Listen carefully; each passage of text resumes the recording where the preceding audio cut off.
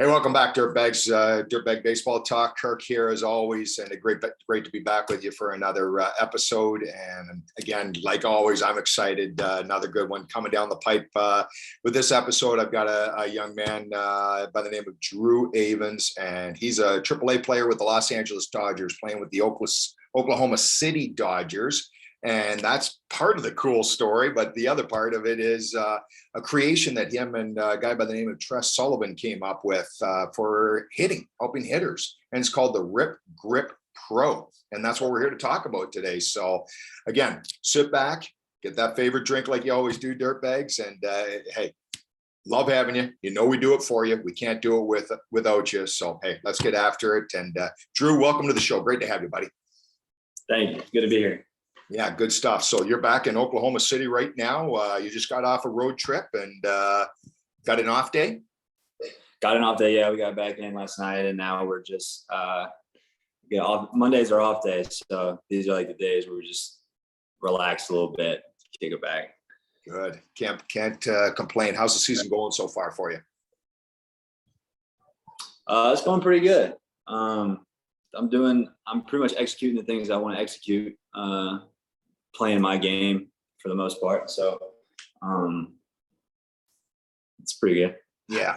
I love to hear you saying that, executing what you want to. I think that's just such a misunderstood component of being not only a professional ball player, but when you look back to your amateur days, of separating you as an amateur. We work so hard physically without putting the mental component to it.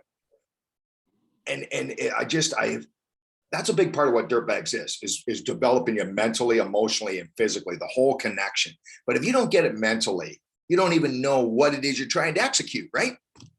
Right. I don't have light tower power, so I'm not going to go up there and try to hit a 480-foot homer in a dead center. I think the biggest part between being a professional amateur is just knowing what type of player you are for the most part. Not saying you can't get better at the other things, but I'm looking just to keep it as simple as possible and execute what I do best, which is hit line drives into the gaps, steal a base, play the game, just do and it's hard. I think it's hard for people young to understand that, like the younger people. For sure it is, right? Because a lot of those amateur coaches, God bless them, we need volunteers, right? And without them, we don't have baseball, we don't have youth sports or anything like that. So God bless you. You know that coaches out there watching and listening to this episode and every other one that we have and stuff like that. We're not looking down on you. It's just, hey, if you ever get the opportunity to reach out to a Drew Avans or ourselves, like we always say, reach out, because we're just baseball dudes at the end of the day. Yeah, we do Dirtbag Baseball Talk. Yeah, he's a AAA player with the Los Angeles Dodgers and stuff like that. He's right there. He's on the cusp. But at the end of the day, we love this game, right? Yeah. Absolutely. Yeah. So, and this is all important, Dirtbags, because I think it's so valuable to the product that you've been able to create with Tress, and that's the Rip Grip Pro. So, go ahead and show the product off for sure and stuff like that, because it's so simple. It's mind-boggling at first, but where's the story? Where's the concept come from? Well, in 2020 spring training, right before COVID hit, I get out to Arizona, and I'm having a decent spring training so far, doing what I normally do. And one of the hitting coaches comes up to me and says, let's try to get a little extra without having to muscle up. So he gives me a foam golf ball, and he tells me to hold it in my hand as I'm hitting. I'm like, all right. I mean, I'm not gonna tell you no. It's just everybody wants to be coachable and everything. So you're not gonna say no. And so I get in there, and basically what it tells me is take the golf ball to the top left-hand corner of the cage. So swing. You're a left-handed hitter. I'm a left-handed hitter. Yep. So when I'm looking at the top left-hand corner of the cage, all I'm trying to do is take that golf ball to the top left-hand corner. And this is your top hand or your bottom hand? This is my top hand. Top hand, okay. Top hand, yeah. And I mean, boom. I always hit line drives, but now the barrel was staying a little bit cleaner, like through the zone, and the balls that were normally like spinning off. So like I was just running out of bat essentially. Like, and the ball is spin off now. The ball is just taken off to the back of the cage and flips. So I'm like, all right, I'm interested. So then we start putting on the machine. We got the fastball machine. Boom. I mean, like that. Just I'm hitting balls in the left center that I haven't hit very often, but now I'm hitting them like in that top left-hand corner. Then we start putting on the breakable machine. Same thing. Like all I'm thinking about is taking this to the top left-hand corner of the cage, and I'm like, yeah, I like it. So I take it in. So that's cages. I go probably 3 or 4 days in the cages where every single swing I have, but I wouldn't take it out to the field. Just it didn't seem right. It didn't seem right to hold a golf ball in my hand to take it out to the field during BP and some spring training games. So COVID hits, and we get sent back home, and just trying to wait, figure out what's going on. And probably a month had passed, and this is where I met Tress and his son. And I'm giving lessons, and they walk in, and I see something like with his son, and I'm like, I want to see what this does for you. Like, put it in his hand, same thing. Boom. I'm like, all right, there's something to work with here. And we started creating this, like different little versions, and this ended up being the final one. So it's something. Put it on your hand then, Drew. So for me, I put it right here on the top of my fingers right here. If you have smaller hands, you can take it over the knuckles a little bit if you need to. Usually ones with the smaller hands, it's usually a little big, but they can take it over. But essentially put it on your top hand, and when it gets on the bat, like basically, let me get this set up right. You're good. But basically it's here, right? So like we're trying to take out these 2 fingers essentially. And that's a weird concept because everyone tells you like, put the bat in your finger all the way in your fingers and all this stuff. Where in reality, like it's kind of like across the middle of my hand a little bit more, and it's in my pinky and ring finger of my top hand. And essentially the concept was like, treat it like a hammer. So like if you got a hammer, if you're going to hit a hammer on a nail, right? You're taking a hammer. Like you don't hold a hammer like this and like drop it straight. Like you put it in those 2 fingers right here, and like all you're trying to do is snap it down, right? Like you're not like all the stuff that you need is right there. So like I was trying to, and when my hitting coach had told me like this was the concept, like we need to like deliver the barrel through the baseball. Yes. Keep it on, not across it. That's like the big. And when you get on plane, better things happen, right? You get more room for error. Sure. When you start catching it out front, like the ball will backspin and stuff like that. So it was really simple concept that now instead of taking it, boom, you just turn it to the side and keep it pretty simple. That's incredible. Yes, for sure.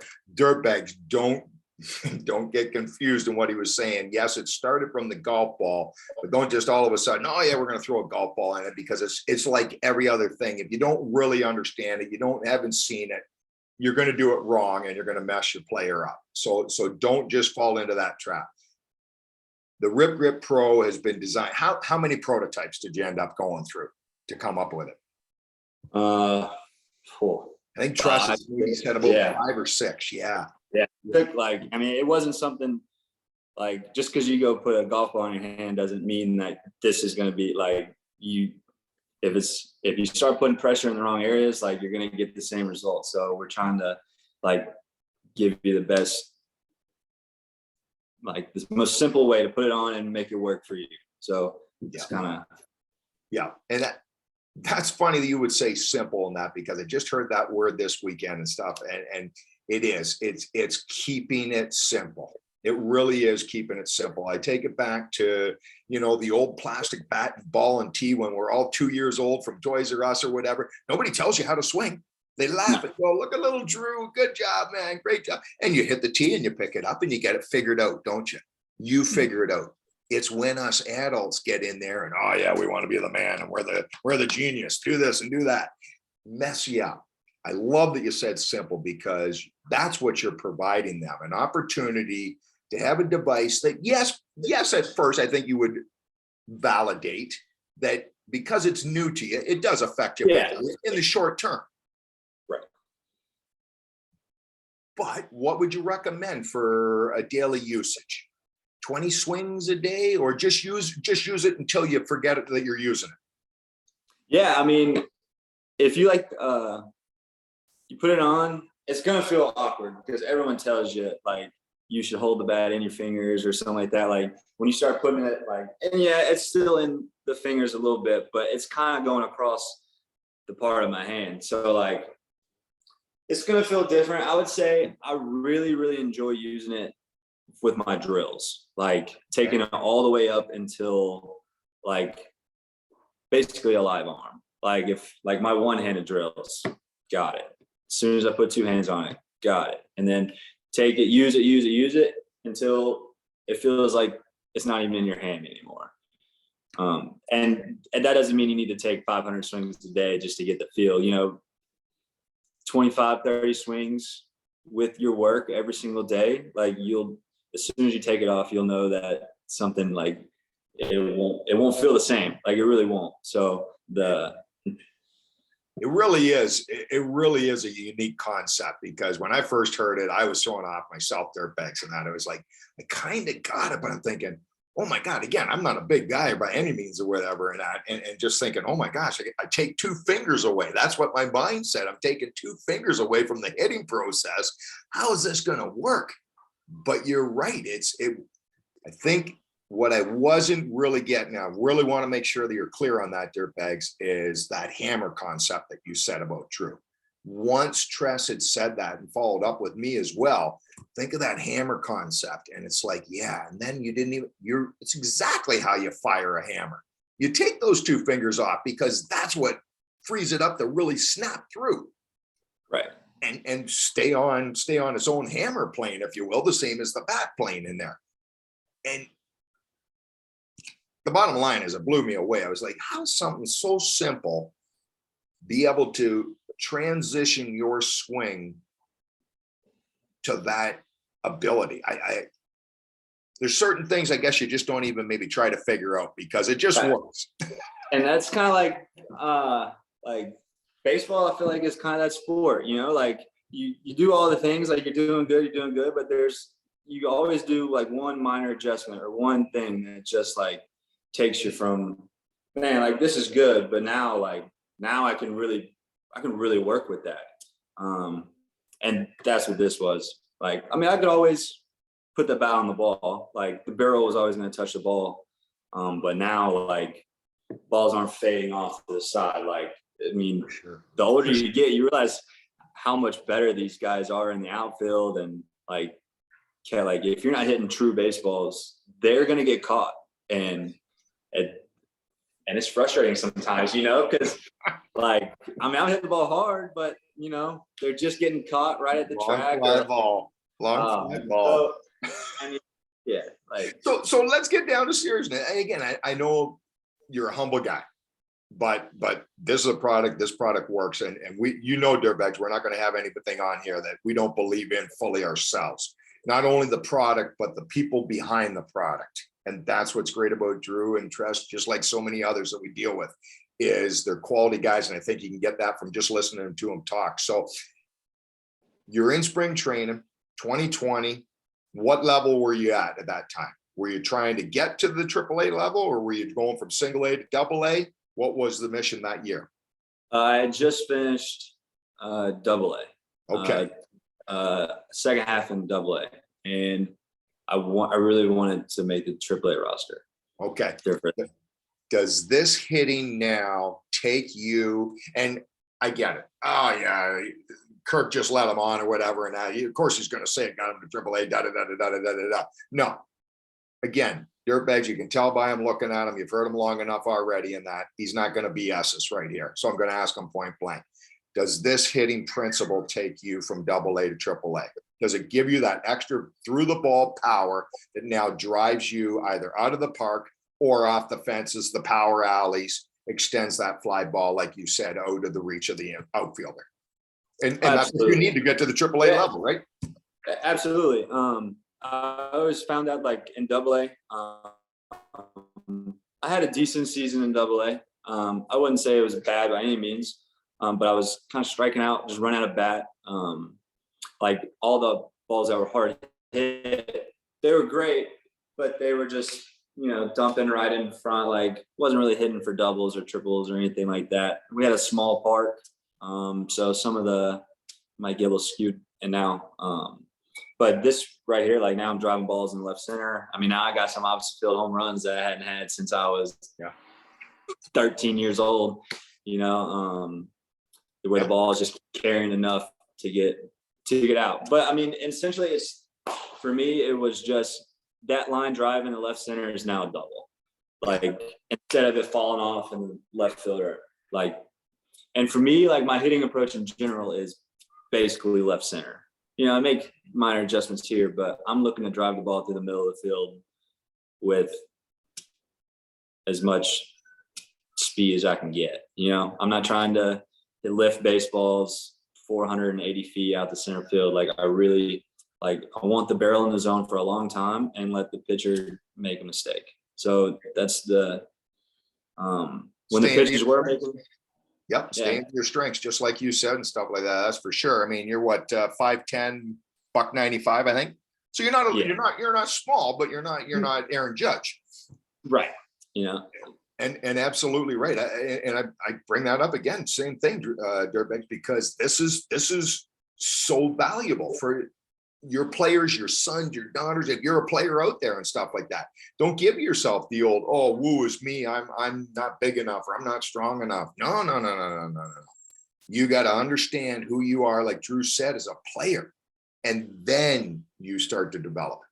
But you're right. If you don't understand who you have, or don't have that network that's going to confide in you and be honest with you who you are as a player, not because they want to belittle you. Totally the opposite. They want to empower you, right? Exactly.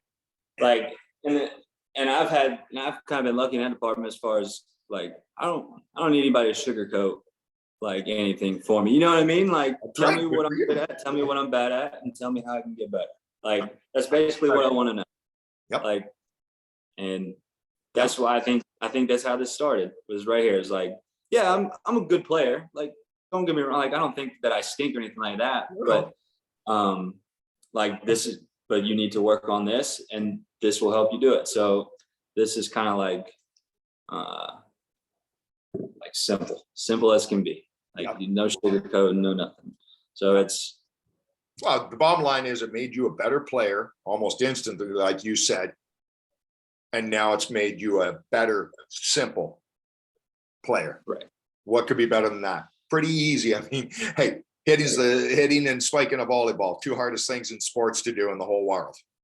Pretty hard to square up a ball, like they said, right? So why wouldn't you make it simple? I'm talking to hitters about that all the time. For God's sakes, once the game starts, all you better be thinking is see it, hit it, man. Because if you're thinking about what I got to do here and there, and your level, I can't even put my head around that type of stuff or whatever. 95 to 100 all day long.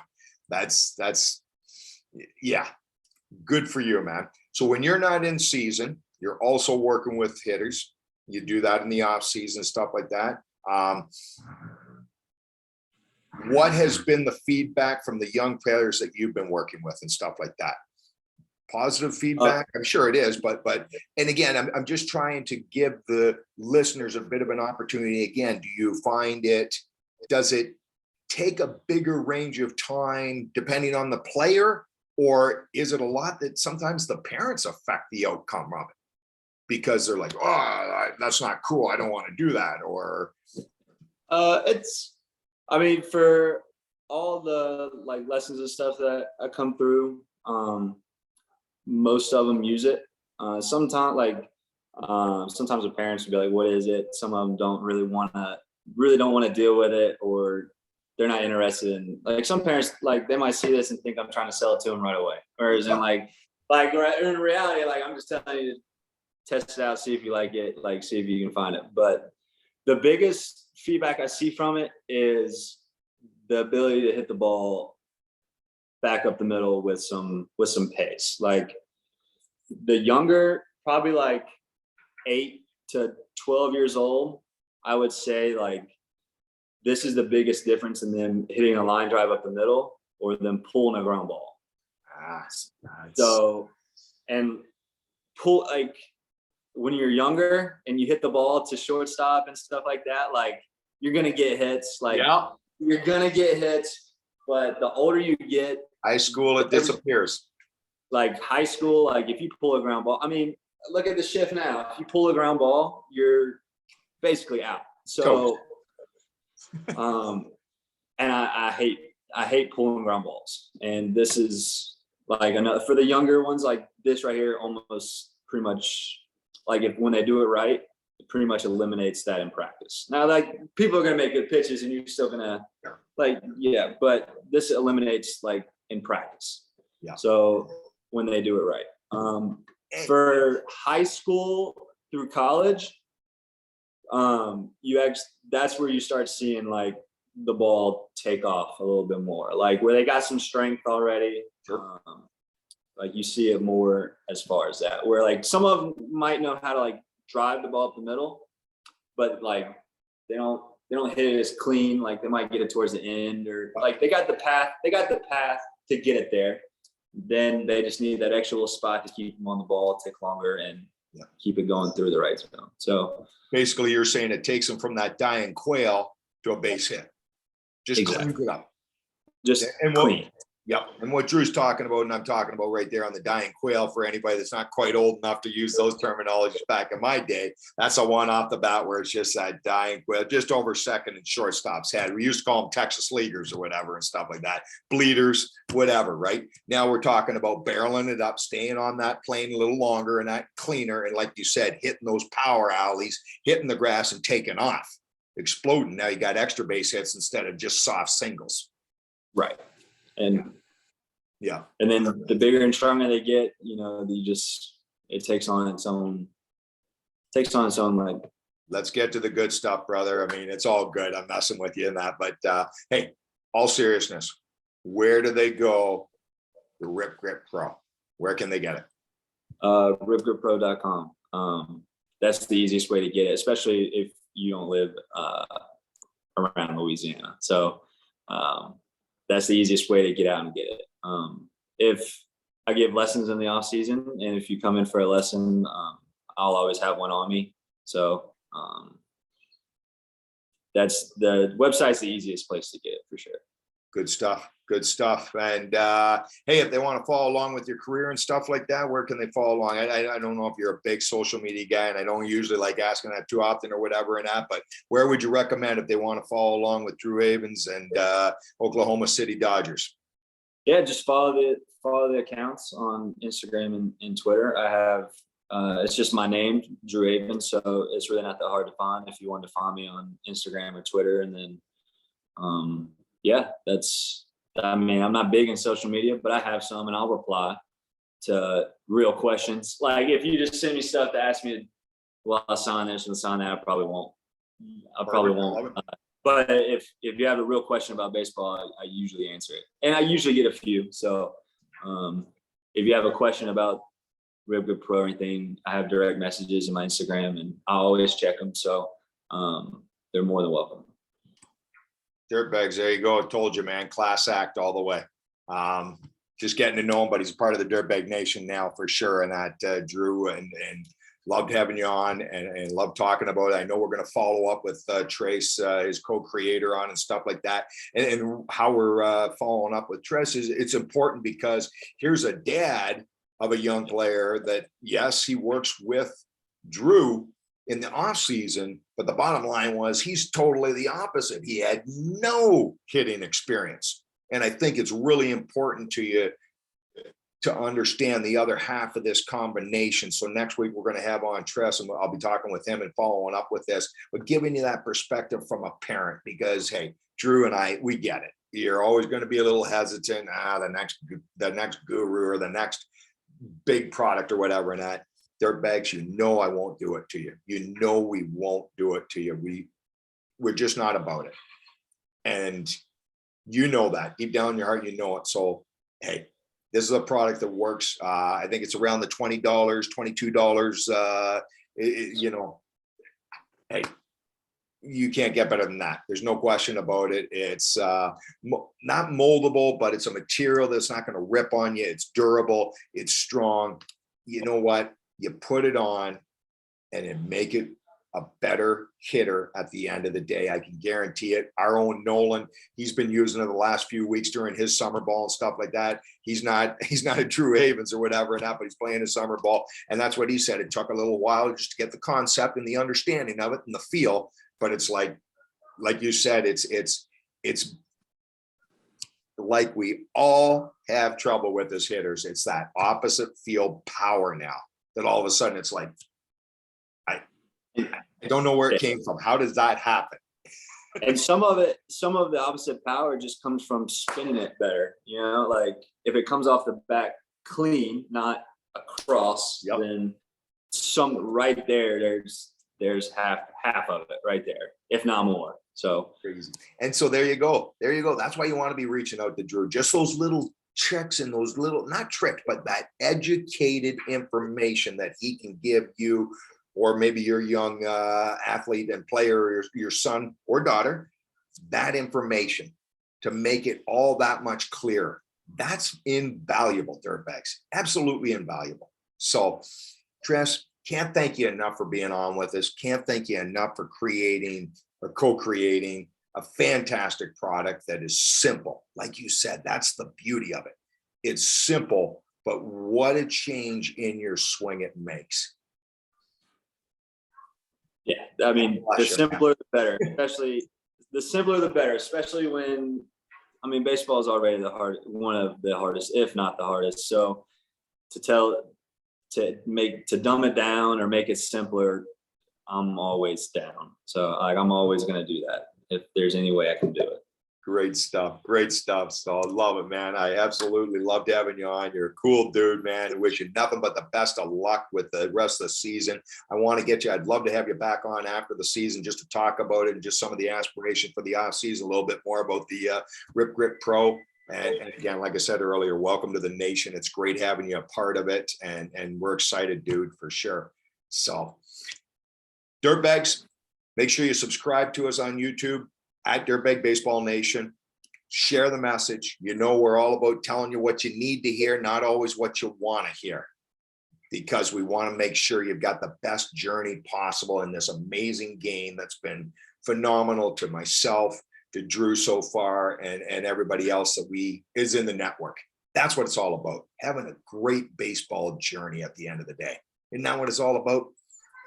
Absolutely. I've been so many different places, seen so many different things that if it weren't for baseball, I never would have seen. So absolutely, man. I'm sitting here coaching in South France, for God's sake, developing baseball, and I'm doing a video with a guy from Oklahoma City playing with the AAA Los Angeles Dodgers. Life is great, man. My life is awesome because of the game of baseball. I will not waste your time. Drew will not waste your time. So it's as simple as that. It really is. So again, Drew, thank you for being on with us. Dirtbags, until the next episode, you know what time it is. It's time to get up, get after it, and get dirty. We'll see you here again real soon.